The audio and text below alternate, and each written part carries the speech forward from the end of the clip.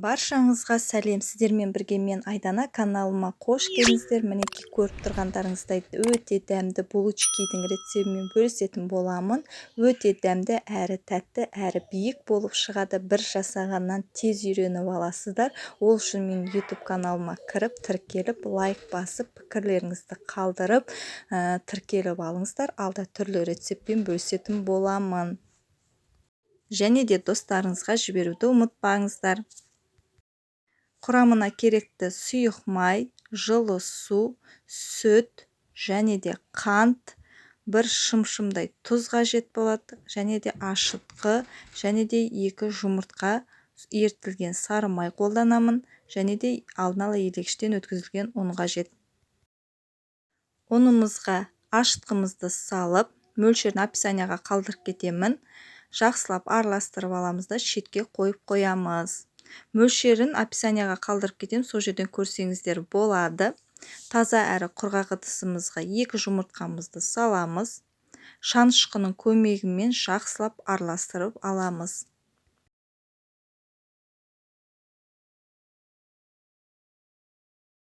Жұмыртқамызды жақсылап араластырғаннан кейін қантымызды саламыз. Жақсылап араластырып аламыз. Бұл булочкиді жұмыртқамыз өте жақсы араласқан жөн.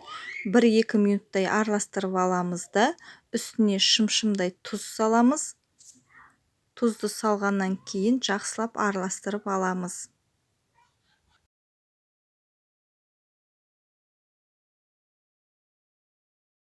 Келесі жылы суымызды құямыз. Жылы суымызды араластырып алғаннан кейін сүтімізді құямыз. Сүтпен де жасасаңыздар да болады, сумен де бөлек жасасаңыздар да болады. Мен су мен сүтті қосып бірге жасадым. Келесі сұйық май қолданамыз. Жақсылап араластырып аламыз. Келесі ашытқы қосылған ұнымызды саламыз. Аз-аздан салғанымыз жөн болады. Өйткені аз-аздан салғаннан кейін өте жұмсақ әрі дәмді болып шығатын болады. Бірден салмаңыздар ұныңызды, өйткені арасы нығыз болып қалады. Аз-аздан сала отырып, осылай дәл видеодағыдай жақсылап араластырып аламыз. Келесі шанышқының көмегімен жақсылап араластырғаннан кейін қолымыздың көмегімен жақсылап қамыр елеп алатын боламыз. Иіғанғанша қамырымызды елеп аламыз. Мінекей жұмсақ әрі әдемі болып көріп тұрғандарыңызда, видеода көріп тұрғаныңызда ұн себе отырып, үстелдің үстіне жақсылап қамырымызды елеп аламыз. Жұмсақ әрі әдемі болып шыққан көріп тұрғандарыңыздай. Келесі ыдысымызға майлап алып, үстіне қамырымызды салып, бетін жауып 1 сағатқа тындырып қоямыз жылы жерге көтерілгенше. Көтерілгеннен кейін мінекей 1 сағат өтті. Қолымызды майлап алып, қамырымызды алып, үстелдің үстіне қойып, ұзынша ғып 2-ге бөліп аламыз. 1 бөлігін жауып қоямыз. Көтерілгенше тағы да 1 көтерілгеннен кейін тағы да жасай жатамыз. 2-ші бөлігін алып, ұзынша ғып, осылай дәл видеодағыдай ұзынша ғып жайып, бірнеше бөлікке бөліп аламыз.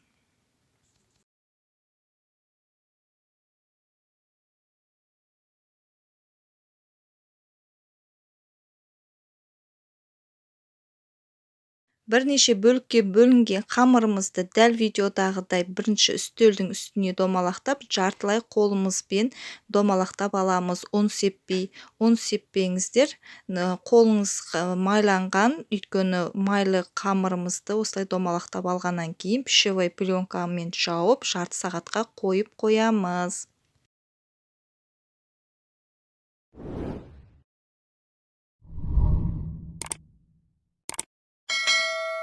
Жарты сағатымыз өткеннен кейін ерітілген сары май мен қантымызды дайындап алып, қамырымыздың 1 бөлігін алып, домалақтап аламыз.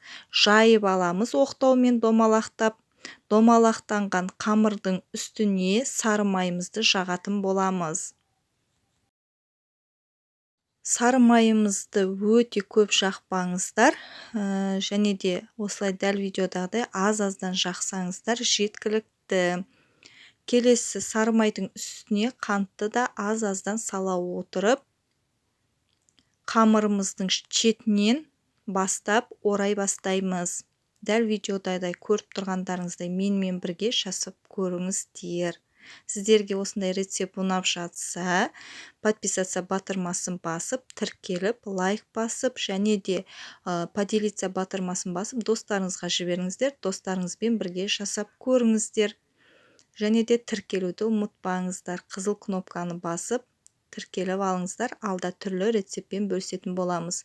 Мінекей шетінен оралғаннан кейін шетінен қысып, дәл ортасынан бөлеміз пышақтың көмегімен көріп тұрғандарыңыздай. Табамызға май жағып, осылай булочкаларымызды тізіп қоямыз. Егер де табаларыңызға пергамент қағазын қойсаңыздар болады. Егер болмаса, осылай табаға май жағып, дәл бенк секілді жасап қойсаңыздар болады. Келесі екінші бөлігін қамырымызды домалақтап жайғаннан кейін сары майымызды жағамыз. Өте көп қолданбаңыздар сары майды. Дәл менкі секілді аз-аздан сала отырып, қантымызды да аз-аздан себе отырып, қамырдың шетінен орай бастаймыз. Дәл видеодағыдай орасаңыздар болады. Мінекей кейіннен ең соңғысын осылай дәл қолымызбен басып жіберіп, дәл ортасынан бөліп, пышақтың көмегімен бөліп, дәл видеодағыдай көріп тұрғандарыңыздай жасасаңыздар, мінекей арасы өте керемет дәмді болып пісетін болады. Келесі үшінші қамырды да көрсете кетейін. Егер де үйрене алмай жатқан болсаңыздар, мінекей қамырымызға сары майды жағамыз, қантымызды саламыз, сосын орай бастаймыз. Оралған қамырымыздың дәл ортасынан бөліп, пышақтың көмегімен бөліп, кесіп, арасын ашып, табамызға тізе беретін боламыз. Дәл видеода көріп тұрғандарыңыздай, арғарай жалғастырып жасай берсеңіздер, өте керемет дәмді булочки болып шыға келеді.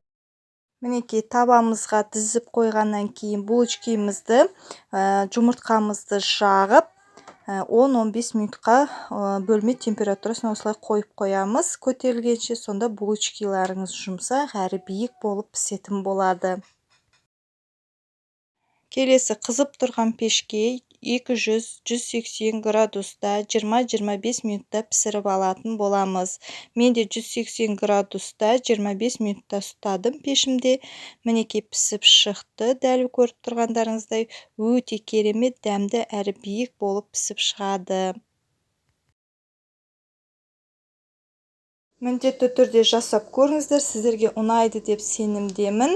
Және де алда түрлі рецептпен бөлісетін боламын. Оңай әрі дәмді рецепттер болады менің YouTube каналымда. Ол үшін менің каналыма кіріп, тіркеліп, лайк басып, комментарий қалдыруды ұмытпаңыздар. Міндетті түрде менімен бірге жасап көріңіздер, сіздерге ұнайды деп ойлаймын. Сіздермен бірге болған мен Айдана, назарларыңызға рахмет.